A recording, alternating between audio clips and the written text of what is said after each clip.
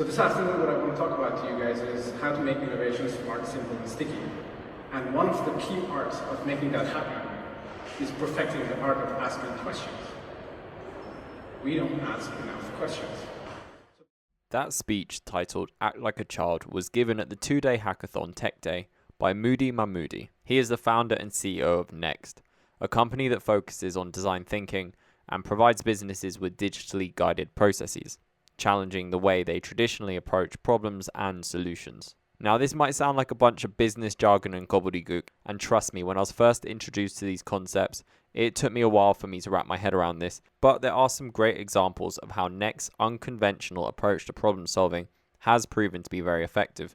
My name is Sam Breakgear, and welcome to Brains Bite Back. This is your podcast for all things related to psychology, technology, and our society. I invited Moodi to join me on the show to discuss how Next works, what their digital guide process looks like, and what makes it different from traditional problem-solving approaches. In this episode, you will learn how Next helped tackle Amsterdam's overcrowded bike parking problem, and why out-of-the-box thinking was so important to solve this issue. Moodi also explains the motivation and meaning behind his Act Like a Child speech, why learning is not necessarily a linear process, and the top 3 most thought-provoking questions asked by children. Here's a quick peek at the first one: what are shadows made of? And I can assure you the other top 2 are just as bizarre and interesting, so stay tuned for them.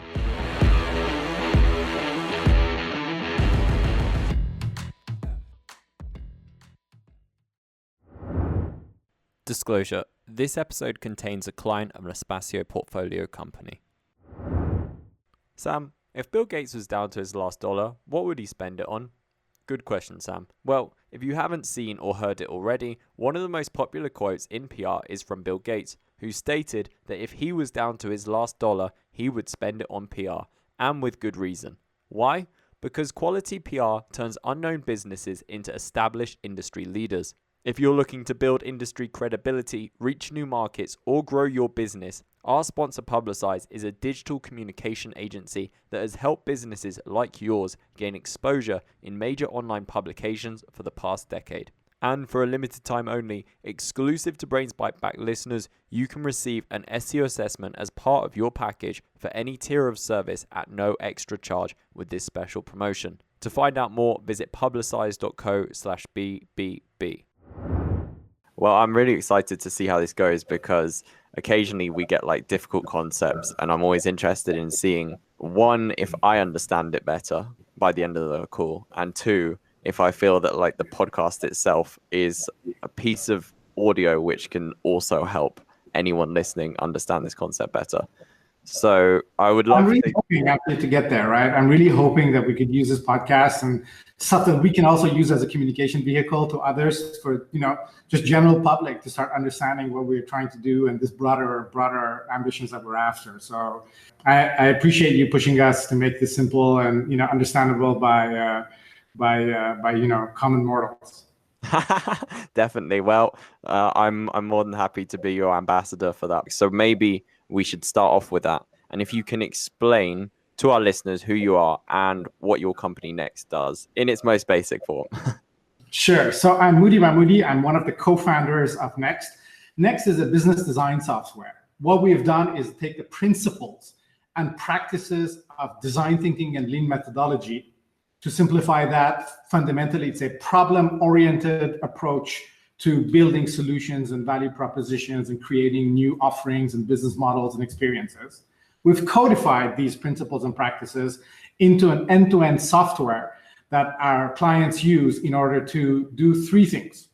First, bring their existing products and services into 2020. If you think about it, Sam, most of the products you use, may that be the way you pay your utility bill, the way you handle your bank account, the way you book travel and so on, was created years, if not decades ago, for customer experiences that just no longer exist. Organizations need to bring themselves into 2020. The way we use stuff, we want to book travel, the way we want to wire money to our friends, the way we want to interact with our utility provider, the way we want to interact with the city we live in, etc. So that's use case 1. Second one, experience development, meaning most of the products are no longer about the consumption of the offering itself, but it's about the experience that it provides to us as a customer. Think of your bank account, which is a great example. A bank account is no longer a place where you put money and you withdraw money and then you wire money. You want to use your bank account in order to ambition your personal goals. You may be saving up for a new tennis racket, for a new boat, for a new home, for a baby that you have on the way. You expect your bank to provide you with pie charts and bar charts and percentage completion and all these kinds of stuff around the simple bank account you used to have 10 years ago, 5 years ago. It's about the experience you have with the money that your bank is holding on your behalf. And third, it's about the disruptive stuff, Sam, right? Most of the organizations that use our software are essentially facing transformation that they have never seen before. It's unprecedented, probably once in a generation type of change and transformation that is going on, regardless of the industry you're in, right? People are just interacting and wanting to engage with these organizations differently. Same examples that I used earlier: bank, utility, travel organization, leisure, right? Whatever it may be. You're just engaging with these people differently. That means that they no longer can say, hey, we just continue to do what we did yesterday better tomorrow. No, that's not good enough anymore. We're going to have to do different things tomorrow in order to be able to accommodate what people want from these organizations, the way they want to interact with them, communicate, and engage with them. That is pushing these organizations to step into territories that were not theirs before. Banks are becoming platforms. Utility companies are becoming, solar panel installation companies on the top of your roof. Companies are changing and morphing at a pace never seen before. Healthcare companies are becoming data companies. It's all over the place. And as companies step into these unknown territories, well, they need to do it in an organized way. They cannot just rely on some crystal ball environment where they say, hey, we're just going to wait for something magical to happen. No, it has to be intentional. It has to be organized. It has to be disciplined as they step into the space, pour resources there, and will then over time essentially evaluate how they are doing. So clients of ours use our software to create these disruptive business models that they wish one day will essentially replace what they do today completely. And including in this disruptive stuff, Sam, one of the ones that I personally care very much about is around the sustainability approach in this. Because customers, as they're imagining these new ways of working, building products and servicing their customers, they're also trying to do that in a more sustainable way. You may have heard the word circular economy, meaning everything goes in circles. There's no waste. Right? Whatever you put out comes back and then is reused and then sent back again in a form of a circle. So a lot of that transformation is also handled by our software as we help clients through this journey. I can appreciate that. And yeah, there's definitely many instances when I think it's 2020, why are we going through these archaic processes? So definitely I'm on board with that. And also it's funny how you talk about how companies change and how they're forced to change. And the greatest example I can think of is that I remember hearing that Blockbuster had the opportunity to buy Netflix ages ago and they passed on that opportunity. And where are they now? And Netflix is like the biggest, probably like one of the biggest companies in like entertainment or media and certainly streaming. So yeah, definitely I can understand why you would want to apply this thought process to businesses. But there is one example, and when we spoke before, you gave an excellent example of how your company has helped Amsterdam with its bicycle parking issue. Would you be able to explain what the problem was and how Next helped to solve that? Sam, for anybody who's been to Amsterdam, you probably know that it's like the bike capital of the world. There are more bikes in this city than there are humans. I think the last statistics that I looked at, Sam, there was around 850,000 bikes, whereas there's just about 750,000 people who live here. So bikes are everywhere. One of the big issues that the city of Amsterdam wanted to tackle was parking for bikes. Because of course, with so many bikes around, people would just ride their bike to the restaurant and they'll tie it to the tree, to the pole, to the whatever they could find that would be stable, that would make sure that their bike doesn't get stolen. But of course, that creates a lot of pollution, visual pollution, space pollution. People can't move around in front of the restaurants areas, for example, anymore, or in the shopping centers anymore. So it creates a lot of frustration in the city for a lot of people. Now, the strategy around communication with citizens may that be for biking or other things, but more specifically in the context of biking, Sam, had been that we will make signs that we will put on top of a pole. So we'll put these poles about 1.5, 2 meters off the ground. On top of it, we'll put a really big sign in red that says, please do not put your bike here. Okay. Now, what they notice is that, well, people keep putting their bikes there. And of course, as a city wanted to bring some organization to bike parking so that bikes have allocated locations, this was a big problem because people just weren't following the indications and recommendations of what they wanted the city to do. And so the strategy was what, Sam? Let's make the sign bigger and redder. So, we would just make it bigger and then bigger and then bigger and then bigger, and nothing was working. Until essentially the city, actually the city of Amsterdam was one of our first customers when we launched the company, said, hey, maybe we need a different approach to this. So what they started doing is leveraging this practice of business design, problem-centric thinking, not jumping into solutions, which was what they were doing. Let's just make it bigger and redder. That's just solution thinking without really understanding, well, what's the problem? Why isn't it working? So what did they do? As part of this problem-oriented thinking in business design, you have certain methodologies and techniques. One of these techniques, which has a really cool word, Sam, is called doing a wild safari. Which means what? Go out there and observe the individuals that you're trying to influence in their natural habitat. Like you do a safari, right? When you go and watch lions and giraffes and tigers, right? Well, not tigers, but buffaloes, right? So what did they do? They went, for example, to Amsterdam Central Station or to the big shopping districts or to the area restaurants and bar areas, right? To figure out why are people not looking at stuff. And Sam, you know what they discovered? They discovered that people don't look up. Meaning I come with my bike, I don't look at this red sign because it's above my eye level. So I just tie my bike to the first thing that I see and then off I go. People just don't look up. Doesn't matter how big you make it and how red you make it. People don't look up. So with this new discovery, what they did is they embarked on a new path of understanding how they can address this problem. And finally, what happens now is now all the bike parking signage in Amsterdam is on the floor. They paint it on the floor, saving the city tons of money of not having to make these posts and make these really big signs and color them and maintain them and fix them and all that kind of stuff, and replacing it very cost-effective signage on the floor, which people can now actually see. So you actually have boxes painted, Sam, in the shopping areas where people say, put your bike inside here. And if you don't put it, then of course you get, your bike taken away, or they put stickers on it that says you should take it should be taken away, etc. And it's working amazingly well. I'm so surprised to see Amsterdam so well organized with this biking now, whereas where we were coming from was essentially a bike jungle. There was bikes everywhere. There was no organization. Now there's a real approach to this. And I think fundamentally, Sam, this comes back very well connects to the story that you pointed out around Blockbuster and Netflix. This is actually a concept that around learning and unlearning, right? Which is actually increasingly popular in a time of change. Meaning the way organizations have gone about learning about things, understanding opportunities. Think of Blockbuster's case with Netflix, or think of my example of the city of Amsterdam. It's always linear. We know something, we have a certain amount of knowledge, and learning means piling on top of it in that same direction.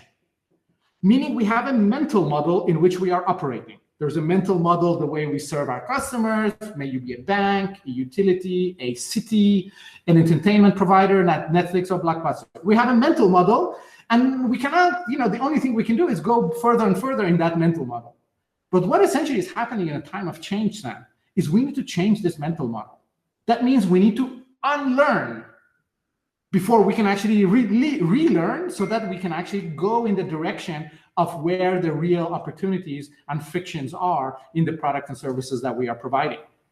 Now, I don't know, Sam, if you, if yourself or any of the listeners, for example, who don't live in the UK or a place where we ride on the other side of the road, but this is probably a great example. Like when I go to London and rent a car, I know how to ride on the other side of the road.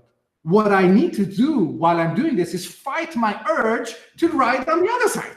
It's not about that I don't know how to ride on the British side.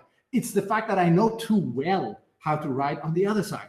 So it's about how do we unlearn those things so that we can relearn new things. And that's very, very important. Yeah, no, 100% I agree. And I think that's a good example with driving on the right or left. I do have one question, though, regarding the bike situation. And I understand if you might not be able to answer it, but with people tying their bikes or locking their bikes to certain objects, was that related to the fact that there wasn't sufficient space in general to like park their bikes? Like what happened after that? So they saw the sign, they can't leave their bike there.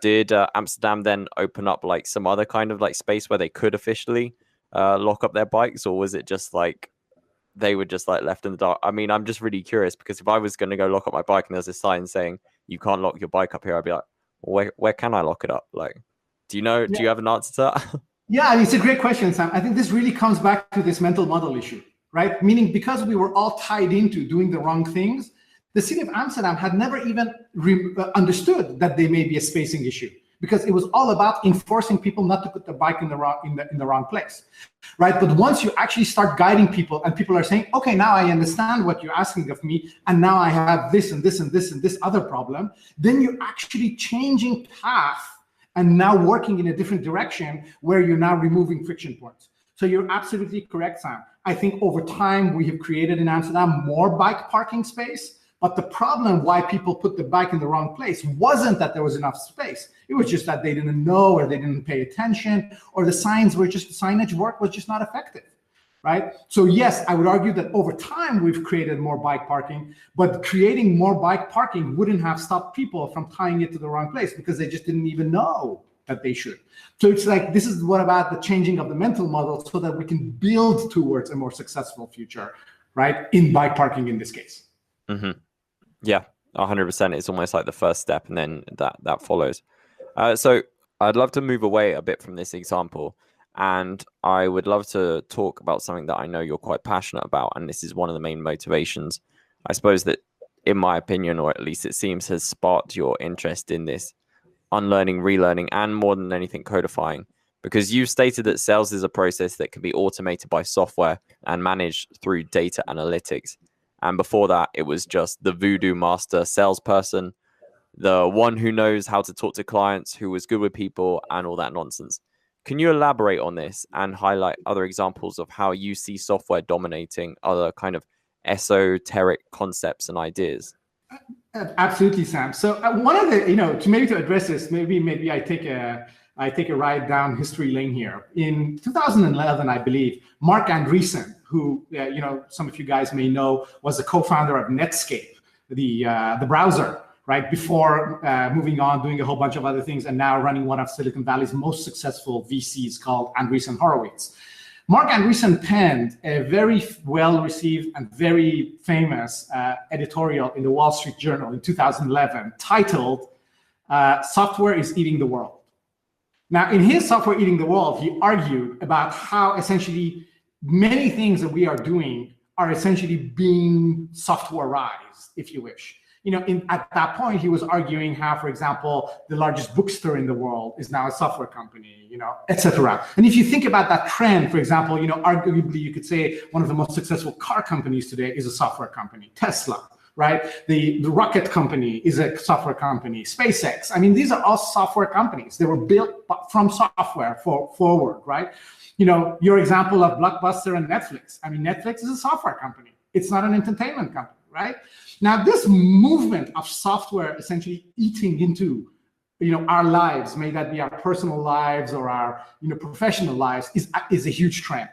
And you actually, if you think even further back, for example, if you think the 70s or the 80s, where, software started eating into accounting systems, right? Accounting was done on pen and paper back in the days. People would hack things together. Every accountant would reinvent the way they do accounting in your company in their own way, until software started getting into that space, automating those functions. The same happened to supply chain, production, etc. And arguably one of the most successful transformations where software became very relevant was in sales and CRM. The introduction of CRM, customer relationship management, as a software category happened in 1992, Sam. It's not that long ago, but it feels so long ago. Because today CRM is a $50+ billion market. Before we had CRM, Sam, sales was voodoo and magic. When I was a child, I remember my father would tell me, "Moodi, salesmen are artists." I was under the impression that you're born with this stuff. Either you're born with it or you're not born with it. And that's it, right?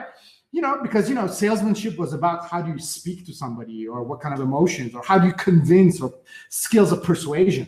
Those may be relevant in some areas of work and business in our personal life, but in sales, it's got nothing to do with it.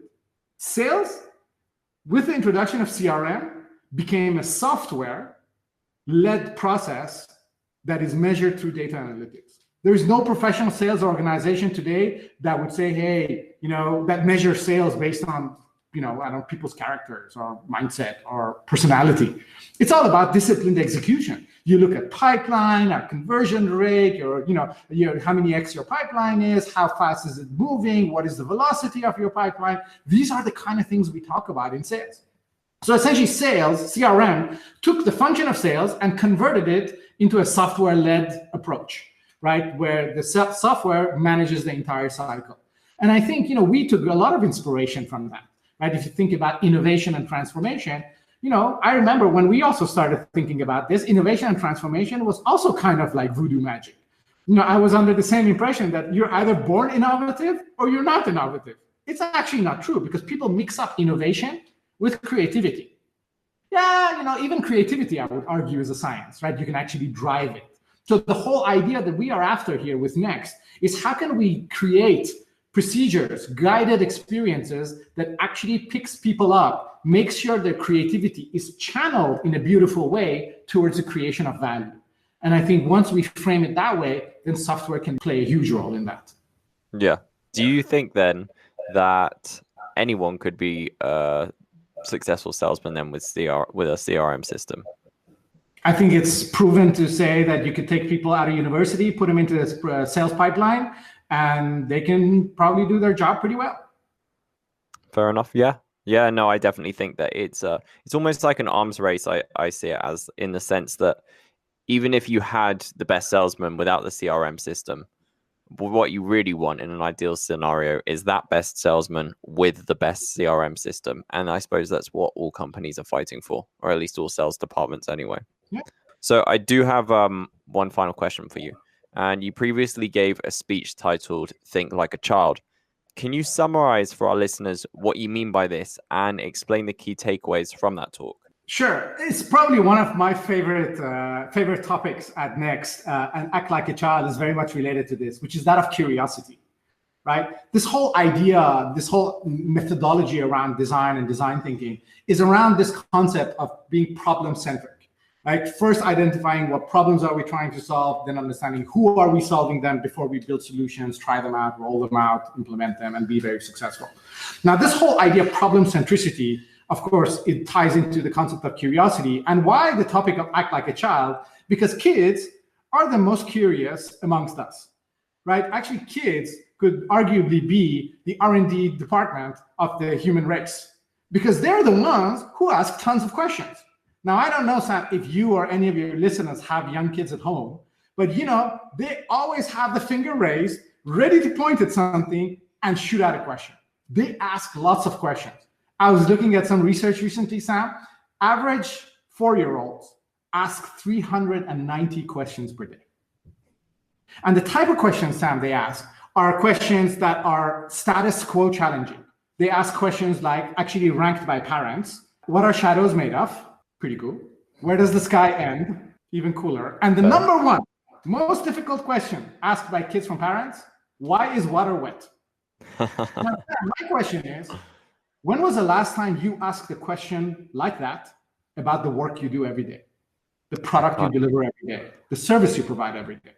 We don't ask questions like that. We don't ask questions that challenge the status quo around us, right? That really fundamentally say, why are we doing this?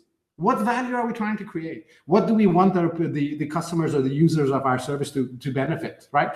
What benefit they should get. So those are the kind of things. So the whole idea of Act Like a Child was about essentially a fun packaging for a very adult topic, which is how can we actually bring this curiosity-driven way of thinking and working into the boardroom, right? How can we have top executives reward people for questions, not answers?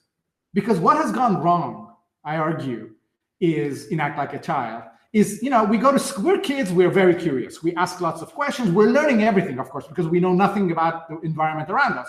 I came out, from my mother, and I'm here in the world. I know nothing, so I need to discover everything. So I ask lots of questions, right? Then we go to school. And in school, you don't get top grades because you ask lots of questions. I used to ask lots of questions when I was in school. They would put me in the corner and they would call my parents, disrupting the curriculum. No, it's all about fitting in the box and giving good answers. You get good grades because you give good answers, not because you ask good questions. Then you go to your job. Your boss wants what? Solutions, not problems. You get a bonus because you showed up at your boss's desk with a list of 25 problems? No, you get good bonus because you came up with good solutions. And when it comes to innovation, it's the same. Everybody's about looking for ideas. Oof. Let's come up with the next big idea. Nobody's looking for problems. What problems we should be solving? Let's just throw a bunch of ideas. It's like throwing spaghetti against the wall to see what sticks. That's really what it's all about, right? Whereas we're getting it all wrong. And this really ties it up with this unlearning, relearning concept that we talked about earlier on. Because we cannot come up with proper ideas if we don't find these problems. And in order to open ourselves up to finding these problems, we need to let go of the things we knew yesterday. 25, people with 25 years experience in an area, well, we don't want this download of 25 years. Because in the meeting an hour ago, we agreed the world had changed. So what value does that knowledge of 25 years ago have again? It's not there. We need to go and unpack and discover these new problems and create new understanding of what is going on. Now, in that perspective, actually, there's a very interesting psychology and neuroscience concept around this, which is called brain plasticity or neuroplasticity. It's about how essentially you can get your neurons to create new connections in your brain about the topics that you're trying to address. And that is what we need to do. Not keep building knowledge on these past mental models and approaches to the world, but undo them and start discovering new mental models and making new connections in our brains, connecting new dots in the market so that we can deliver value to our customers in this new world that we all live in. Yeah, I completely agree with you. And I have to say, I was blown back by the number of questions you mentioned that children ask. I reckon that could be a podcast in itself, children's questions, or a TV show, even if it hasn't been created already. And it's funny you should say that because that reminds me of a story. When I was working in one of my first jobs while I was at university, one of my previous bosses said that I remind her of a 4 or 5-year-old because I'm always asking questions like, why? Why is this? Why? And I think I found the perfect job for me because my job is exactly that now. I just have to ask people questions which really interest me and I want to know more about. So I definitely completely understand what you're talking about. And I think that that's the right approach for sure. And as someone that's very quizzical, I think that, yeah, questions can be annoying sometimes, but sometimes also very necessary. Not annoying at all, Sam. Honestly, this is how the world is being built. Very often, maybe just as a closing remark here, very often people think of, for example, some of the most successful companies in the world being born out of this, out of thin air aha moment and idea. Google is a great example. People think Google was invented on the, as a great idea. But if you actually read up onto Google, Eric Schmidt had an amazing saying a couple of years ago when they had interviewed him about how Eric runs Google. He was the former CEO of Google. And he said, we run this company on questions, not answers. So every day they wake up in the morning thinking, okay, what question can we answer today? What are the questions we should tackle tomorrow? Right? It's not about, hey, let me go and implement this new great idea. No, it's about those questions. And if you can hammer in those questions, unpack them beautifully to uncover those unmet customer needs that are underpinning that, then you are off to an amazing start to creating value and experiences and products that your customers will fall in love with. Excellent. And for a final note, if people want to follow you or find out more about you, how can they do that? And how can they follow Next as well? Sure. So on Twitter at Moodi Mahmoudi, also on LinkedIn. So Moodi, not with a Y, but with an I. So Moodi. Or just on the Next website, which is nextapp.co. Awesome. Thank you so much for joining me today, Moodi. Thank you so much, Sam. Take care. Once again, thank you to our sponsor, Publicize. Visit their website if you want to find out more about their PR for growth packages, their free resources, or even schedule a call. And for a limited time only, exclusive to Brains Bite Back listeners, you can receive an SEO assessment as part of your package for any tier of service at no extra charge with this special promotion. To find out more, visit publicize.co/BBB. That is it for today's episode. Thank you so much for joining us. As always, you can follow us on all of your favorite podcasting platforms. Just search for Brains Bite Back and reach out to us if you've got anything to add or want to tell us what you'd like us to cover for future episodes at The Sociable. And go to sociable.co to find all our episodes and many other articles on topics just like this. We look forward to you joining us again, and until then, take care.